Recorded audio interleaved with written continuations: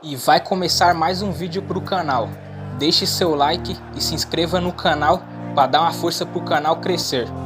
Seguinte, vamos elencar aqui a melhor seleção da história pelos números. Números das camisas, de 1 a 11. Por exemplo, o número 23, o 14, o 16, o 15. Esses números não vão entrar aqui. Aqui é o quê? Tradição. Então a gente vai do 1 ao 11. Não necessariamente isso aqui vai formar uma seleção viável e uma seleção que pudesse ser organizada em campo de uma maneira equilibrada. Porque, por exemplo, talvez tenha só um zagueiro. Pode ser, por exemplo, que não tenha lateral esquerdo. Então a gente vai precisar fazer umas adaptações porque o fato é os melhores de cada número. E aí, obviamente, eu vou levar em consideração várias situações, né? De melhor, de maior, de relevância, de história, de títulos e por aí vai. Então, vamos à seleção dos melhores de 1 a 11. Começando, obviamente, com o número 1. E aí, eu já falei algumas vezes que o grande goleiro que eu vi jogar, e não tinha como eu escolher um goleiro antigo, porque tem que entrar muita coisa aqui. Eu vou de Buffon. Pra mim, já faz parte da era moderna do jogo, ele já faz parte da evolução do jogo, um cara que esteve basicamente no auge a carreira inteira. E ok, isso daqui a 10 anos, há 5 anos, pode ser que entre aqui o Neuer, mas muito identificado com a camisa 1. Lembrando aqui que a gente vai ter nomes que, por exemplo, o Daniel Alves, porque a gente já vai para a camisa número 2. O Daniel Alves, ele não é identificado com o número 2, ele jogou com 500 números na carreira. Ele fez homenagem ao Xavi, ele fez homenagem ao Abidal, sim, ele jogou com a 2, mas já jogou com todos os números sem imaginar, o Daniel Alves já usou, inclusive a camisa 10 no São Paulo. Então ele não é identificado com a camisa número 2. O grande camisa 2, eu pensei muito, por exemplo, em colocar aqui Djalma Santos. Acho que seria justíssimo. Mas a gente tá falando de um zagueiro que jogou de volante, depois foi alçado a um exímio lateral. Craque em basicamente todas as funções. Mas não era identificado totalmente com a camisa número 2. Ele jogou com outras tantas em vários times. Jogou com a 2, jogou com a 4, jogou com uma porrada de coisa. Então assim, na seleção, em parte tem uma identificação com a 2, mas não só. Então se a gente for pegar caras que de fato foram identificados com a 2, a gente vai ter aí, por exemplo, o Gary Neville, ou, enfim, caras desse tipo, mas que obviamente não vai ser meu voto. Meu voto é Cafu.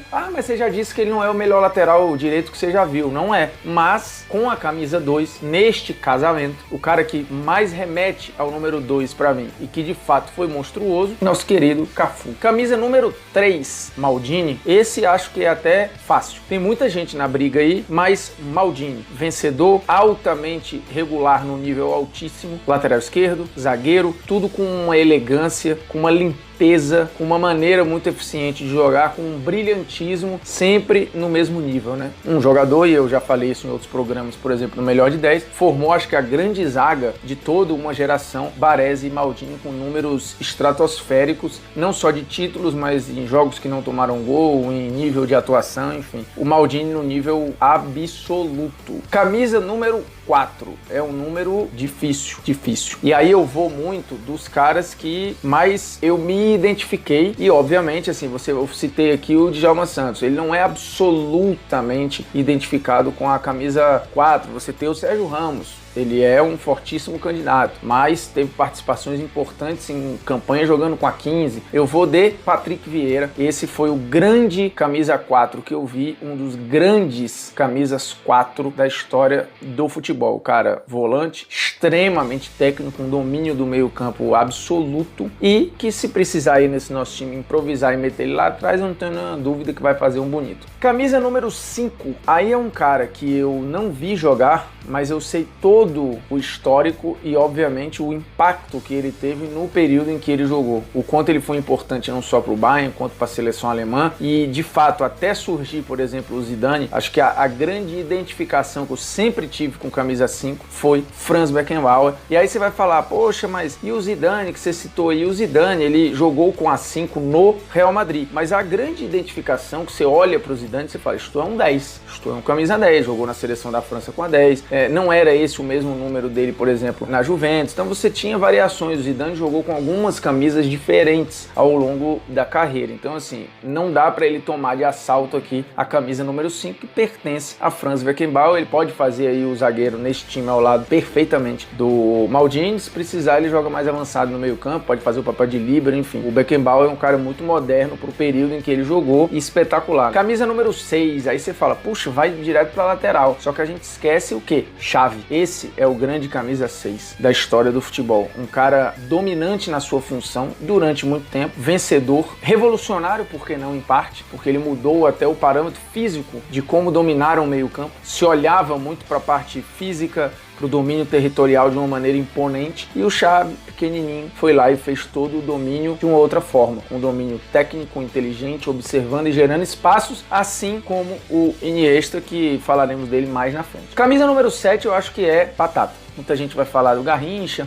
muita gente vai falar de outras figuras, mas lembrando aí, o Garrincha jogava ou jogou com a 11 também durante muito tempo, tinha inclusive uma identificação até interessante com a camisa número 11, com a 7 no Botafogo, uma coisa muito emblemática, mas eu acho que o grande 7 da história já passou inclusive a ser o grande 7 da história do Real Madrid, é o grande 7 da história de Portugal, um dos grandes, talvez o melhor deles, tecnicamente falando, da história do Manchester United, Cristiano Ronaldo. Acho que não tem muita disputa aqui, né? Você vai falar de camisa 7, tem muita gente para brigar, muita gente mesmo, por exemplo, o Cantona, Jorge Best, muita gente grande, Beckham, mas Cristiano Ronaldo é o grande 7 da história do futebol, o grande no sentido não só de conquistas, mas eu acho também de qualidade para sua função. Camisa número 8 tem muitas disputas interessantes. O pessoal lembrou de Gerrard, o pessoal lembrou de Lampard, lá atrás teve gente lembrando, por exemplo, do Sócrates, e acho que foi um grande camisa 8, mas o melhor, acho que também dominando o seu papel, foi Iniesta, lembrando que poderíamos ter o Gerson, mas é outro que tem um problema da camisa, né, de também passear por outras camisas. O Iniesta muito identificado com a camisa número 8, inclusive tem gente que vai lembrar aí que eles trocavam na Espanha, né, o Iniesta jogava com a 6, o Xavi com a 8, então aí vai tanto faz, porque eles são muito identificados com os dois números, de qualquer forma estarão na minha seleção dos melhores por camisa. Do 8 a gente vai pro 9, que pertence a Ronaldo Fenômeno, o grande 9, acho, da história do futebol, no quesito camisa, a identificação com essa camisa 9, e um 9 não só fazedor de gols, lembrando quando o Ronaldo se machuca em 2000, ele explode o joelho, o Ronaldo tinha ali 23 anos de idade, e à época ele tinha bem mais gols, ele já tinha passado da casa dos 230 gols na carreira. O Messi no mesmo recorte, o Cristiano Ronaldo, por exemplo, tinham bem menos gols do que o Ronaldo tinha naquela época. Então assim, se ele não se machuca, sabe-se lá com quantos gols o Ronaldo teria terminado a carreira. Era um monstro, com muito recurso técnico, mas também uma força física absurda, por isso acabou gerando comparações lógicas até com o Pelé, pelo seu estilo de arrastar a marcação, de ter um poder de finalização que era monumental. Não era um grande cabeceador, mas não precisou disso para ser monstruoso. Eu acho que é o grande 9 que muitos de nós vimos e que a história do futebol viu. É verdade que há vários grandes 9, né? Van Basten, tem muita gente que lembra do Ibra, sim, tem várias gerações que conversam aí. Mas eu vou de Ronaldo Fenômeno. Agora chegamos num problema. Camisa número 10. É a camisa mais concorrida, é a que tem os maiores nomes. Aqui, por exemplo, tem o Maradona é um candidato, o Zico é um candidato, Puskás é um candidato, o Di Stefano já pode ter sido candidato, porque também já usou a camisa em determinado momento, mas sem aquela grande identificação, né? O Puskás usou durante muito tempo na seleção da Hungria. Você vai ter Messi, vai ter Pelé, Bergkamp,